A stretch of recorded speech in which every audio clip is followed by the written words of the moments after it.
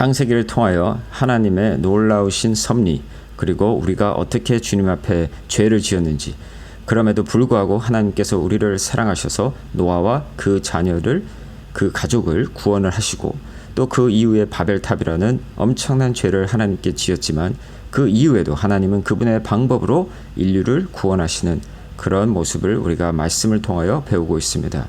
우리는 저번 주에 창세기 11장을 통하여 하나님 앞에 바벨탑을 쌓고 그 바벨탑을 쌓음으로 어떻게 하나님께 죄를 지었는지를 자세히 배웠습니다. 그러나 그런 죄에도 불구하고 하나님은 계속해서 우리를 사랑하고 계시는데 그 사랑의 모습을 한 인물을 통하여 보여주고 계십니다. 그 인물은 누구입니까? 바로 아브라함입니다. 자, 그런데 이 창세기 11장과 창세기 12장에 아주 신기한 그런 연결고리가 있습니다. 아브라함을 향하신 하나님의 섭리, 그리고 바벨탑에서 지었던 그 죄와의 상관관계를 통하여 오늘 하나님의 은혜를 체험하고자 합니다. 자, 오늘 본문 말씀 창세기 12장을 함께 보도록 하겠습니다. 여호와께서 아브라함에게 이르시되 너는 너의 본토 친척 아비집을 떠나 내가 내게 지시할 땅으로 가라. 내가 너로 큰 민족을 이루고 내게 복을 주어 내 이름을 창대케 하리니 너는 복의 근원이 될지라. 너를 축복하는 자에게는 내가 복을 내리고 너를 저주하는 자에게는 내가 저주하리니 땅의 모든 족속이 너를 인하여 복을 얻을 것이니라 하신지라. 아멘. 자, 오늘 여기서 저는 세 가지를 보기로 원합니다. 첫 번째는 가라, 두 번째는 열방의 복, 세 번째는 창대한 이름. 이렇게 세 가지를 보도록 하겠습니다. 자, 그런데 여러분이 창세기 11장에서 우리가 나눴던 내용을 기억을 한다면 창세기 11장에도 세 가지 내용이 등장합니다. 도시, 탑, 이름.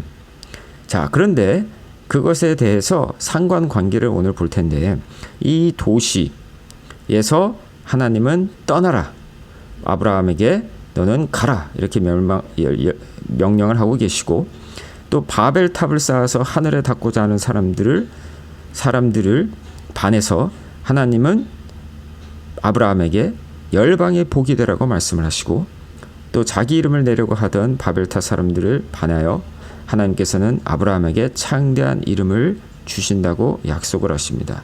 자, 그러면 어떻게 이렇게 상관관계가 이루어지는가 다시 한번 보도록 하겠습니다. 창세기 12장에 여호와께서 아브라함에게 이르시되 너는 너의 본토 친척 아비 집을 떠나 내가 네게 지시할 땅으로 가라 라고 하나님께서 처음으로 아브라함에게 말씀하고 계십니다.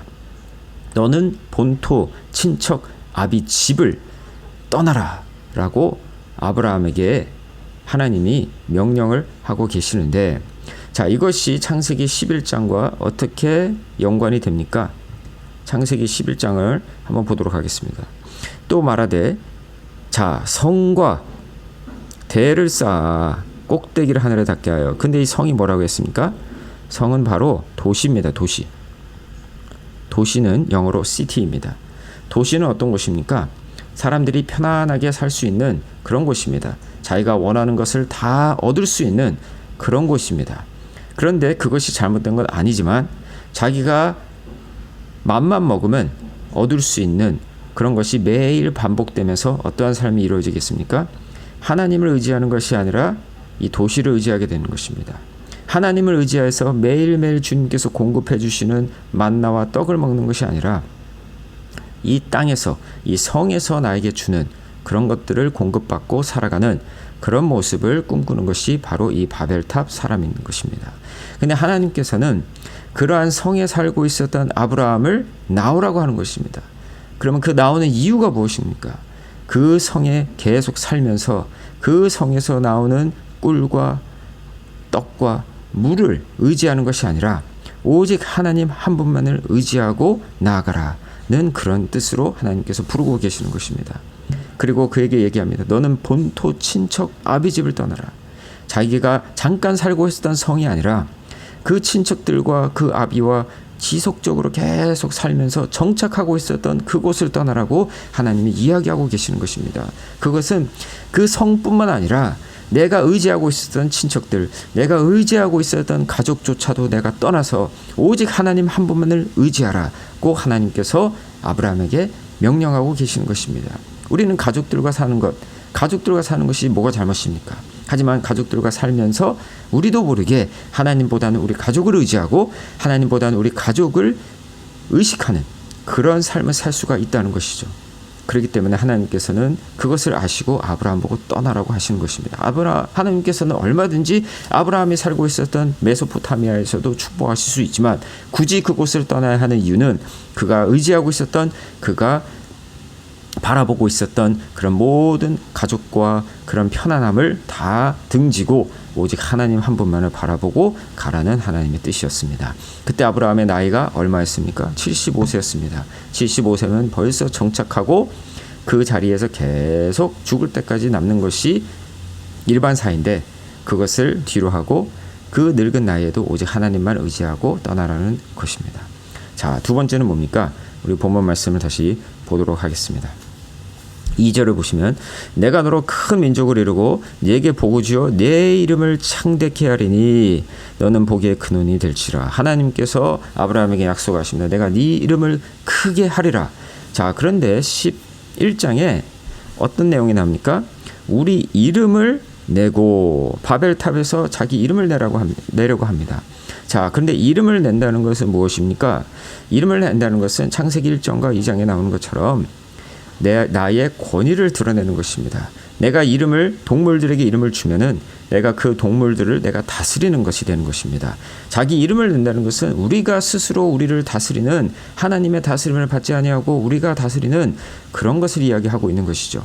자기 스스로 자기의 이름을 크게 만들려고 하는 것입니다. 그러나 창세기 12장에서는 누가 이름을 크게 합니까? 하나님께서 이름을 크게 하신다는 것입니다. 아브라함이 자기 이름을 크게 내는 것이 아니라 하나님께서 아브라함의 이름을 크게 만들어 준다는 것입니다. 자, 이것이 얼마나 참 대단한 일입니까? 이름이 크게 된다. 그 자체가 나쁜 것이 아니라는 것이죠. 그런데 내가 내 이름을 크게 하느냐, 하나님이 내 이름을 크게 하느냐, 그 차이가 있는 것입니다. 내가 내 이름을 크게 한다는 것은 나 스스로 교만해지고 나 스스로 다른 사람들보다 더 뛰어나고자 하는 교만인데, 하나님께서 우리에게 큰 이름을 주신다는 것은 하나님의 뜻이라는 것이고 하나님의 섭리라는 것이고 하나님께서 우리를 세워주신다라는 뜻이죠. 그렇기 때문에 하나님께서 우리를 세워주시는 것을 우리가 받아야 되는 것이죠.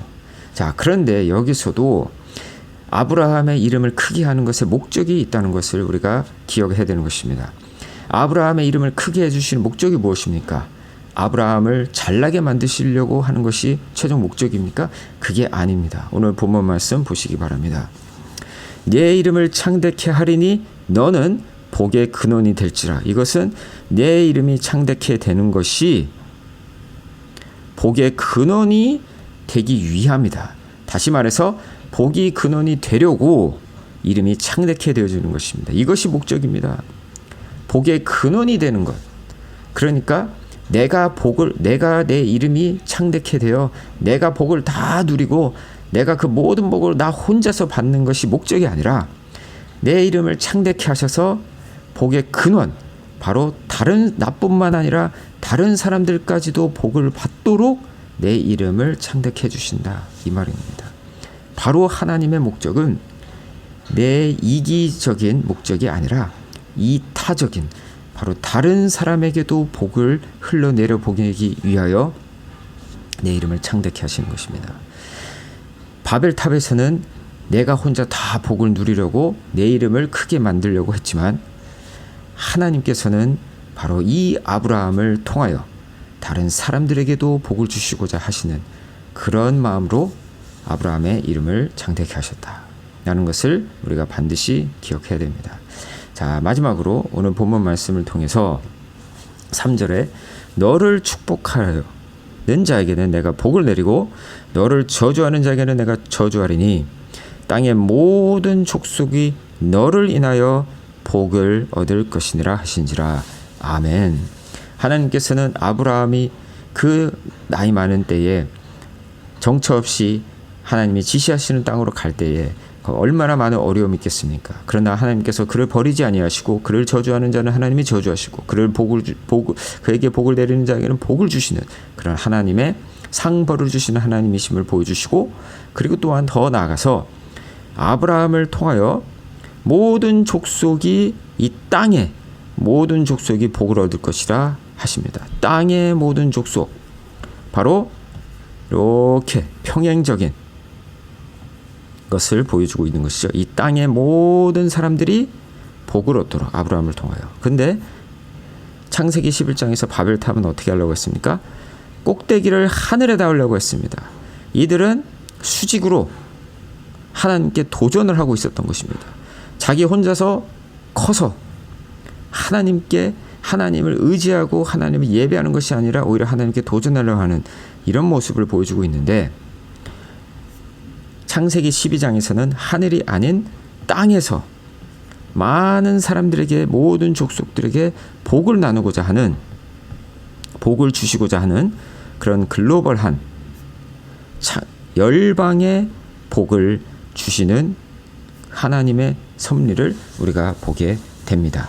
자, 이것이 왜 중요합니까? 우리가 하늘에 오르고자 하는 것은 우리의 교만입니다. 하나님이 아닌 나를 높이고자 하는 것이죠. 자, 그런데 열방의 복이 되는 것은, 이것은 하나님의 뜻입니다. 왜 그렇습니까? 창세기 1장 28절에 너는 생육하고 번성하여 땅에 충만하라고 하나님이 얘기하셨습니다. 하늘 위로 충만하라가 아니라 땅으로 충만하라. 이것이 하나님의 뜻인 것입니다. 우리는 하늘은 하나님을 바라보고 땅에서는 열방을 바라보면서 그들에게 복을 나눠주는 것, 그들에게 복이 되는 것, 이것이 바로 하나님이 원하는 것이고, 그것을 위하여 하나님께서 아브라함에게 축복을 하신 것입니다. 하나님께서 아브라함을 축복하신 것은 아브라함 가족만 바라보라고 하는 것이 아니라 아브라함 가족이 하늘 끝까지 올라가서 아주 뛰어난, 모든 열방 가운데 뛰어난, 그래서 열방들이 자기를 존경하고 자기를 따르는 그런 교만한 목적이 아니라 바로 그 가족을 통하여, 아브라함을 통하여 복을 주심으로 말미암아 모든 열방이 땅끝까지 복이 전파되도록, 그래서 많은 사람들이 주님을 바라보도록, 주님을 의지하도록 하는 것이 주님의 뜻이다.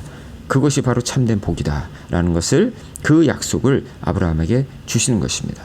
자, 그러면 오늘 이 말씀을 통하여 우리는 어떠한 삶을 살아야 되는 것입니까? 먼저 우리는 가야 되는 것입니다. 우리는 바벨탑의 사람들처럼 이 땅을 의지하고 이 땅에서 주는 것들을 의지하는 것이 아니라 바로 우리는 하나님 한 분만 바라보고 주님 한 분만 의지하고 나아가야 되는 것입니다.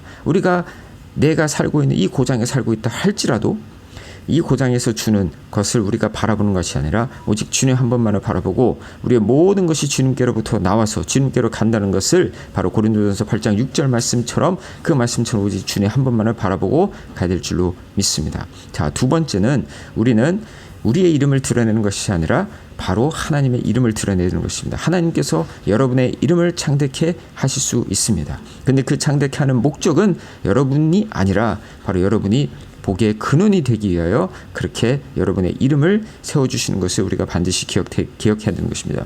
복의 근원이 된다는 것은 무엇입니까? 결국은 예수 그리스도의 이름을 증거하는 것, 그것이 바로 복의 근원이 되는 것입니다. 내 이름이 아니라 주님의 이름을 증거함으로 말미암아 모든 만물 위에 사도행전 4장 12절처럼 우리에게 구원을 주실 만한 다른 이름을 주신 일이 없느니라. 바로 그 예수 그리스도의 이름 그 하나만을 증거하기 위해서, 바로 그 이름이 복의 근원이기에 그 이름을 증거하는 것, 그것이 바로 우리의 삶의 목적이 되어야 되는 줄로 믿습니다. 그래서 마지막으로 우리는 열방의 복을 위하여 우리의 복을 하나님으로부터 복을 받아야 될 줄로 믿습니다. 하나님께서 여러분에게 복을 주신 이유가 무엇입니까? 바로 그것은 여러분이 잘 먹고 잘 사는 것이 아니라 모든 열방이 주님의 복을 누리기 위함인 것입니다. 아브라함이 복을 받은 것은 우리에게 복을 주시기 위하여 아브라함에게 복을 주신 것 아닙니까? 마찬가지로 여러분에게 복을 주신 것은 바로 여러분의 이웃이, 또 여러분의 열방이, 바로 모든 세계가 예수 그리스도의 이름을 듣기 위하는 것입니다. 바로 그것이 우리에게 주신 명령입니다. 너희는 생육하고 번성하여 땅에 충만하라. 그것은 바로 예수 그리스도의 이름이 땅에 충만한 것입니다. 예수 그리스도의 복음이 땅에 충만한 것입니다. 여러분에게 주신 복을 헤아려 바로 그 복을 통하여 오늘도 복음을 들고 나아가서 예수 그리스도의 이름을 열방에 증거하여 그들이 예수 그리스도의 이름을 들을 수 있도록 하나님의 놀라운 축복을 받는 저와 여러분 되시기를 주님의 이름으로 축원합니다. 함께 기도하겠습니다. 하나님 아버지 감사합니다. 오늘 말씀을 통하여 아브라함이 가서 창대한 이름을 받고 열방의 복이 된 것처럼 우리도 가서 주님의 창대한 이름을 가지고 바로 열방의 복이 되는 우리 모두가 될 수 있도록 주님 축복하시고 인도하여 주시옵소서. 감사드리며 예수 그리스도의 이름으로 기도드렸습니다. 아멘.